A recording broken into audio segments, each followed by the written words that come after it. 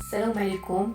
اليوم جينا نهضروا لكم على موضوع مهم وبزاف، خصوصا ان الاوان ديالو اللي هو موضوع الامتحان الجهوي.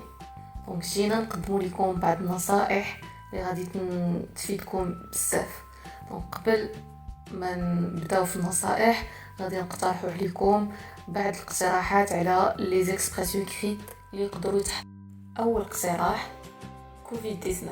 يقدروا يقولوا لكم هضروا لنا كيفاش عشتوا التجربه ديال كورونا، او يقدروا يقولوا لكم شنو هي مخلفات ديال كورونا، او يقولوا لكم شنو هي الاثار الايجابيه والسلبيه ديال كورونا. الاقتراح الثاني كيهم الهجره ديال السبت، يقولوا لكم شنو هما العوامل والاسباب اللي خلات شباب يفكروا في الهجره. الاقتراح الثالث القضيه الفلسطينيه، يقدروا يقولوا لكم عطوا رايكم حول القضيه الفلسطينيه وحول ما يروج عن ذلك. الاقتراح الثالث حول قضيه الاساتذه المتعاقدين، يقولوا لكم واش نتوما افيك ولا كونتر القضيه الاساتذه المتعاقدين. الاقتراح الخامس يقدروا يقولوا لكم اعطيو لو بوين دو في ديالكم حول ما يروج في مواقع التواصل الاجتماعي. دابا غنمشيو للشق الثاني اللي هو شق النصائح كيفاش نستعد للامتحان.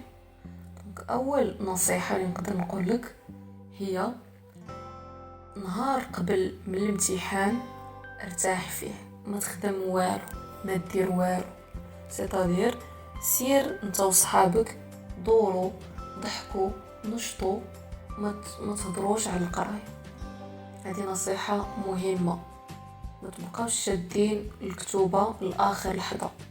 النصيحه الثانيه نهار قبل الامتحان نحضر الادوات واللوازم ديالي، لاكارت، كونفوكاسيون، الادوات اللي نقدر نحتاجها خلال الامتحان.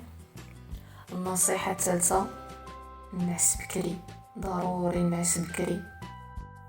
النصيحه رقم 4 هي الفيق بكري وناخد فطوري قبل بشي ساعه. كاين راه كيقدروا بعض التلاميذ تجيهم لا دياغي بسبب الخلع. النصيحه رقم 5 هي نمشي قبل بشي ساعه للقسم ديالي باش كنكون مرتاح، كنظن انني انا وصلت الحمد لله بسلامه باش نجتاز الامتحان ديالي. ما نحاولش نبقى نمشي حتى تبقى 4 ساعه ولا شي حاجه ونبقى مستريسي الوقت. دونك نمشي قبل بساعه. النصيحه رقم 6 واللي هي مهمه، ما تهضر مع حتى واحد على شي حاجه ديال القرايه وانت ماشي باش دوز الامتحان.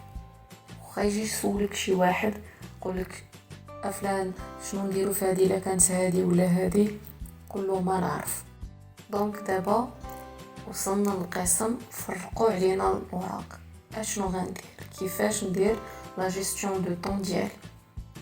دونك اول حاجه كديرها ملي كتفرق عليه في الورقه ديالك، كندير رؤيه شامله حول موضوع الامتحان. دونك كنشوف لي بارتي اللي تحطوا ليا باش كنقدر نحدد اش من بارتي غنبدا بها. بطبيعه الحال كنبدا البارتي السهله اللي انا شفت راسي خدمتها بزاف واللي غنجاوب عليها في ظرف قياسي من الوقت.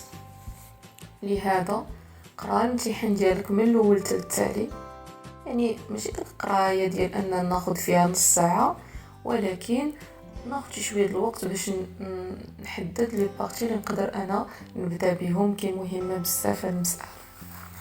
من بعد انا حددت البارتي اللي غنبدا بها اللي غتكون بطبيعه الحال هي السهله واللي انا ضابطها. غنبدا نقرا لي كيسيون ديالي بتأني وبتمعن ونحدد المطلوب من السؤال، وهذا مهم. راه بارفوا كيسحب لينا جاوبنا مزيان اوركو اننا راه خرجنا على الاطار ديال السؤال. دونك المهم بزاف هاد المساله هو نحدد المطلوب مني من السؤال. هذه مهمة وبزاف. دونك ناخذ مثلا الامتحان ديال الفرنسيه. الامتحان الفرنسيه كيتكون من جزئين. الجزء الاول هو تكست و لي كيسيون ديالو مع الجرامر، والجزء الثاني هو د ليكسبرسيون اكريت. نصيحه ما تبداوش بالاكسبرسيون اكريت. علاش؟ كاين كيحتاج منكم وقت للتحرير في الوثائق وعاد تنقلوه الورقه ديال الامتحان ديالكم. دونك لهذا غتبداو بلا تكست، قراو قراءه متأنيه النص، وحاولوا تجاوبوا على الاسئله مع قرايه الاسئله بطريقه متأنيه ايضا، ان هذه راه مهمه. نقرا النص حتى 5-6 المرات 7 المرات حتى نحس براسي فهمت النص. اون فوا غتفهم النص مزيان غيسهل عليك تجاوب على الاسئله. ثم غنمشي ليكسبرسيون اكريت ديالي. مي نصيحه، الا مثلا ليكسبرسيون اكريت ما لقيتش داكشي اللي كنت موجد، ما نتخلعش، ما والو، ما حتى حاجه. غنحاول نقرا النص ديال الموضوع ديالي، قراه مزيان، نفهم شنو طالبين مني، شنو خصني، فاش خصني نكتب، وغنبدا نكتب مقدمه، عرض، خاتمه. وكونوا على يقين بما انكم ديجا وجدتوا مجموعه من المواضيع غادي يكونوا عندكم افكار باش تكتبوا. كونوا متيقنين، دونك بلا ما تخافوا، ما تقولوش انا هذا ما وجدتوش دونك ما نقدرش نكتب. غادي تكتبوا. المهم ماشي هو نكتب بزاف، هو نكتب بطريقه سلسه صحيحه خاليه من الاخطاء، وهذا هو المهم. ماشي المهم هو عدد الاسطر شحال كتبت، والمهم هي مدى صحه داكشي اللي كتبت ومدى تناسق وانسجام الافكار في داكشي اللي كتبت. هذا هو اللي مهم. دونك هادو ما اغلب النصائح اللي نقدر نقدم لكم. نسيت نصيحه اخرى، وهي منين تخرجوا مثلا ساليت الامتحان ديالي عندكم من نوع المراجعه من الاحسن باش ما تاثر لكمش على الامتحان اللي غيكون مور الامتحان اللي دوزتو. دونك ما تراجع مع حتى حد، بلا ما تمشي عند صاحبك ولا صاحبتك تبقى تقول شنو درنا هنا ولا شنو درنا هنا، واش هذه صحيحه ولا خاطئه. سي ترو طار، اللي دار واللي تصوب كو سوا الا باش دوزت تكون زوينه ولا قبيحه. ما نضيعش الامتحان اللي جاي، ننسى الامتحان اللي دوزت. كسوا دوزتو مزيان باش ما تصابش بالغرور، ننسى انني دوزت مزيان. وكسوا دوزتو قبيح، ننسى انني دوزتو قبيح باش ما ياثرليش الامتحان اللي جاي. دونك ننسى انك دوزتي امتحان وبدا بنفسيه جديده. كيف ما بديتي الامتحان الاول بدا الامتحان التالي، وكذلك حتى نهايه الامتحانات، جميع الامتحانات. وكونوا على يقين، انت خدمتي، اجتهدتي، سهرتي، دمرتي، اكيد غتحصل على نقاط جيده. كون متيقن وثق في راسك، وراسك يحفز راسو. قول انا غنحصل على نقاط ممتازه، انا خدمت، سهرت الليل، فقت بالصباح بكري، دونك درت اللي عليا، ما غادي يكون غير خير.